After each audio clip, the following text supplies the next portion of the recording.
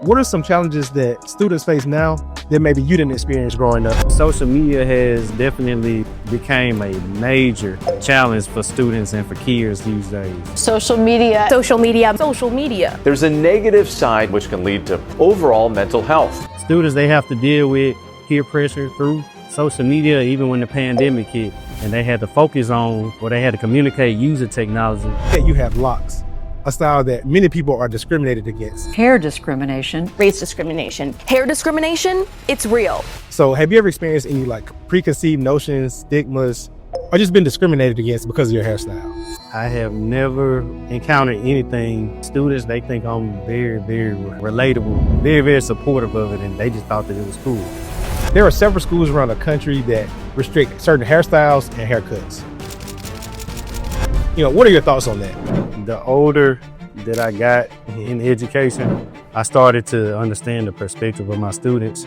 Their hairstyle is kind of their personality, is how they express themselves, similar to their clothes. So it's the same with hairstyle, so I understand their perspective, but no matter who you are, what you do, or where you come from, when you sit in this chair, we're all the same. We've all got stories that have shaped us.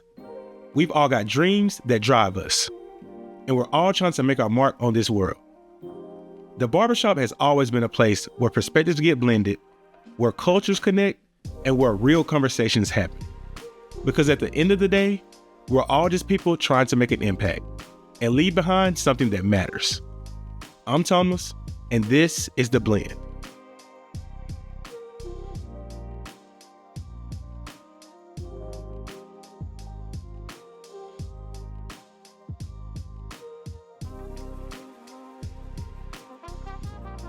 Today, I'm blending perspectives with Dr. Jeremy Knott, and I currently serve as a principal. We're going to chop it up about his journey, his impact, and what keeps him going. So I want to start out with a controversial question. With you being in education, there are several schools around the country that restrict certain hairstyles and haircuts. What are your thoughts on that? Man, so the older that I got in education, I started to understand the perspective of my students. And I finally realized kind of what they were saying.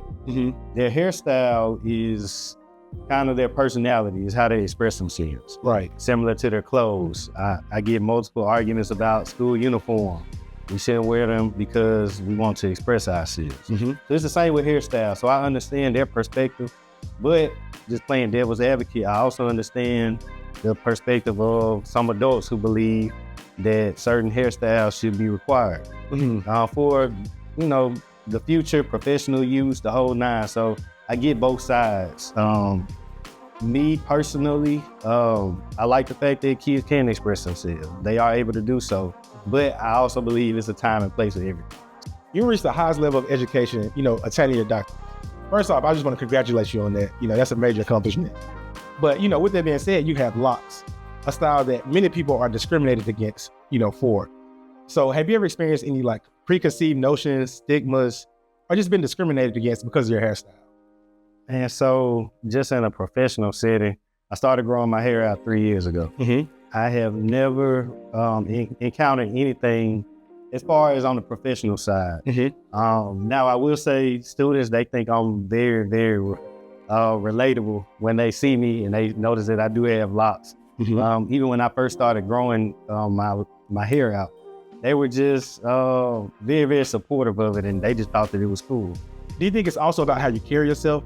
Oh yeah, definitely, man. Definitely have to keep them neat, especially with my position. I'm a head principal. Right. So me personally, I love the fact, that I have to get a retwist. I have to do that consistently to make sure that my hair looks neat. Right. I wear suits, I dress up. And when I do, if my hair is all over the place, it's not gonna look right. It's not gonna look professional. Of course. While I'm all for, expressing yourself, the hair, it has to be neat. My hairlines, my tapers, I try my best to get that scheduled so I can have it neat. Yeah. And speaking of which, you came to the right place, so I'm gonna lock you in and get you right. For sure. All right. What were some of your go-to haircuts in high school? I know when I first started cutting you in college, you had everything from, the taper, you had the fade, you had the curls, the waves, you had the Drake hook. So what's inspired some of your hairstyle choices over the years? Yeah, so in high school, kind of growing up, my dad, he used to cut my hair. And it was skinhead. It was just Cut it low. low as ever, man. And I used to be so embarrassed. So my mom, she made him take me to the barber shop. And growing up, it was half off, even all over. That's all I had to say to my barber. So when I got to high school, like my senior year, that was when I got my first taper. That's when I just started finding out about it. I never knew about it, but I said, let me get a taper fade. So I started getting that. But when I got to college, I had a few barbers just around Starkville. I had some on campus, and then you started cutting my hair. Right. That was when I started just experimenting. I had it was a part, but it was like a swoop to do for me. Right. So that was cool. I kept that for some time. Then my hair just started growing out, and I kept that swoop, so it looked like a hot top fade from Juice.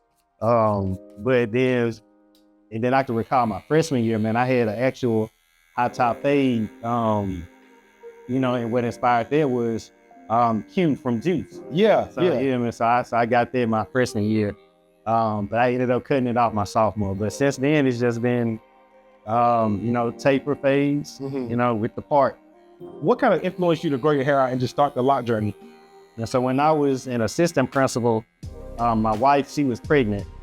And that December when my son was born, that was when I got my last haircut.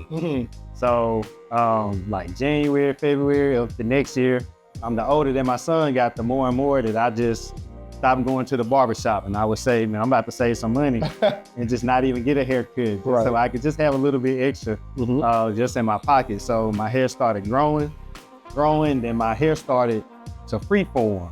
So that was when my locks came in, and it was all over the place, man. It was everywhere.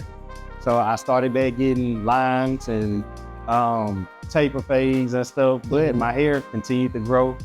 And then I just said, man, let me get this neater, because I became a head principal. Right. I said, man, my hair has to be neater than what it is. So I ended up getting them officially locked. Since then, I never looked back. It's just been growing my hair out. So it's been 4 years in December. So I never would have thought that I would have locks. With you being a principal, you're basically the face of the school. So talk about, carrying yourself in a way that leads and inspires others, but also, looking your best with your haircut. Yeah, so just as you said, the face of the school. Anything that I do, people see. So I try my best to keep that in mind when I make choices, when I, even with how I dress, how I present myself. If I come in with energy, that's a reflection on my staff. They follow suit. Even my students, they follow suit. So the main thing that I just try my best to do is carry myself in a manner where they would see me and say, okay, this is my principal, and I'm proud of that. What are some challenges that students face now that maybe you didn't experience growing up? Oh man, so social media is at an all-time high right now. I mean, it's getting more advanced just as the years kind of go on. So when I was in middle school, of course, we had things like Devo, stuff like that. That was around. But as I kind of went through high school, Twitter was a main thing. I think, if I'm not mistaken, Instagram was kind of coming about kind of at the end of my senior year going into college. So looking at it now is way more advanced versus when I was coming up. So students, they have to deal with peer pressure through social media. Even when the pandemic hit, it put a spotlight on social media because kids were out of school. Technology grew, and they had to focus on, or they had to communicate using technology because of social distancing, things of that nature were just came into play. So definitely social media has definitely became a major challenge for students and for kids these days. What's the most rewarding part about being a principal? Man, if I just had to pick something, it's definitely making an impact, not just on students, but teachers, staff members as well, parents even. So just kind of looking at my position, I'm over so many people, parents, students, teachers. It gets heavy sometimes, but just seeing and just letting them know that they are taken care of by my leadership. All days are not easy. I will say there are some heavy days, but just seeing the fruits of my labor Makes it all worth it. Oh yeah, definitely, definitely. Gotcha. How do you handle the difficult conversations, with your job? And I'm still learning this, to be honest. But kind of what I've been doing and what I've learned is have the information, have the facts, have the understanding that I need to go into that conversation with. So not all conversations are going to be easy, and just having the understanding of that and just owning that this conversation is going to be rough. But we're all adults.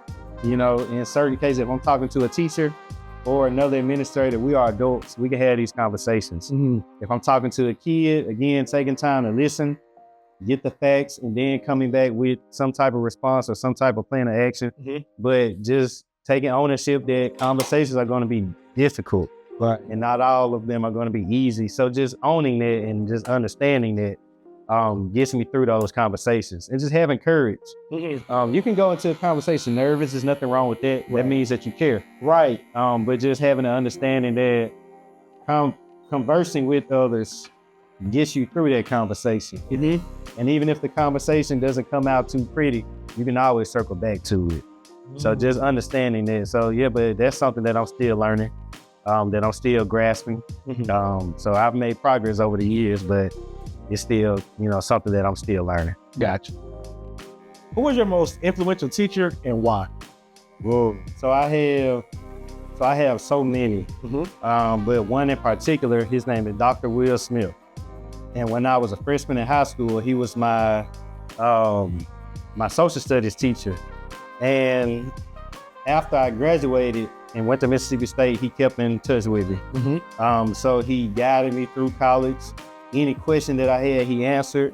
And when I graduated from college, I taught in Jackson my very first year, and the next year he hired me as a teacher. Oh, wow. Full circle moment. Yeah. So I was a teacher under his leadership for 3 years.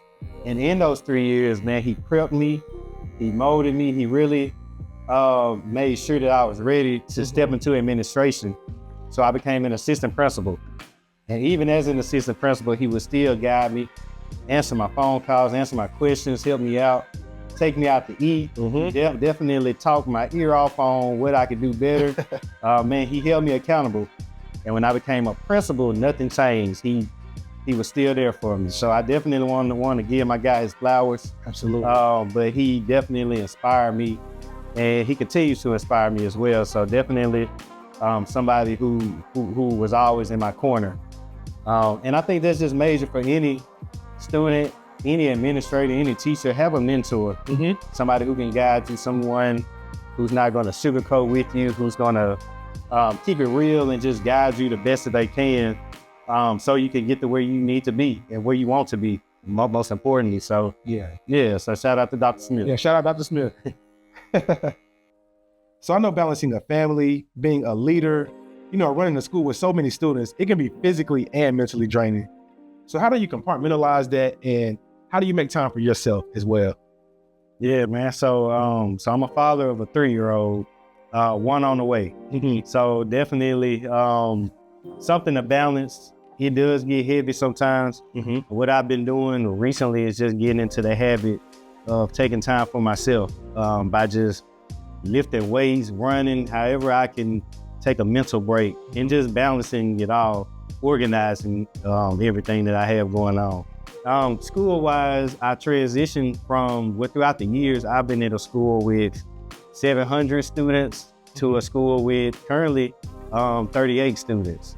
A lot of people don't realize, yes, I am a principal, but my students are deaf and hard of hearing. So just taking that into perspective, it's a whole new challenge. It's definitely a very interesting and rewarding experience. But just balancing that out, learning sign language, understanding the deaf culture, the deaf community, it's definitely something that is very, very intriguing, but it does take some time and just a willingness to understand. And I just want to commend you, because you're impacting a group of people in our society that's often overlooked. Yeah. When I first got there, I was just kind of questioning, man, do I really belong here? I guess, is it a fit?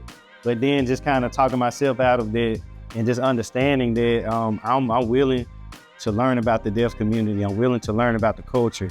That I'm willing to learn American Sign Language, that I'm willing to be there for all students, all teachers, the whole nine. So it's definitely a positive experience that I'm definitely blessed and thankful for. Switching gears, what's one of your funniest moments from your early years as an educator? Oh man, kids are very unpredictable. So I remember, you really aren't supposed to do this, but I sent the kid to the teacher's lounge vending machine. And I said, hey, bring me back a pack of M&M. So I sent them with my card. He scanned it and he came back with M&Ms. He had honey buns, he had Rice Krispies. Yeah. And I said, what you, so yeah, man. So he texted you. Man, he did. And I had all of these things on my bank card statement. Yeah, man. But he spent about $10 on that vending machine. Oh, wow. That's funny. But yeah, man, yeah. And so to wrap things up, what impact are you hoping to leave in the educational field? And then what do you feel is your ultimate purpose? Man, so I think I go through seasons. I think my season at the moment is to show people that you are able to be a young leader. Just my generation and just the younger generation in itself, just showing people that you can go and get that doctorate at the early age. You can be in a leadership position at an early age. Just showing them that you are capable, but you have to have the will. And you have to be willing to learn as well. So that's the main thing that I think that I'm just showing people in this current season that I'm in. And that's kind of what I always want to do. I always want to inspire and just show people that you can do. No matter your background, no matter how you started off. I had a rough time my first semester in college. And just being transparent, that GPA was pretty damn bad. But kind of looking at things now, I'm very appreciative of the lessons and of the hardship that I had to go through to get to where I am now. So definitely just to inspire to show people that they can do. They can do. That's amazing. That's amazing. Okay. And that's The Blend, where every cut tells a story.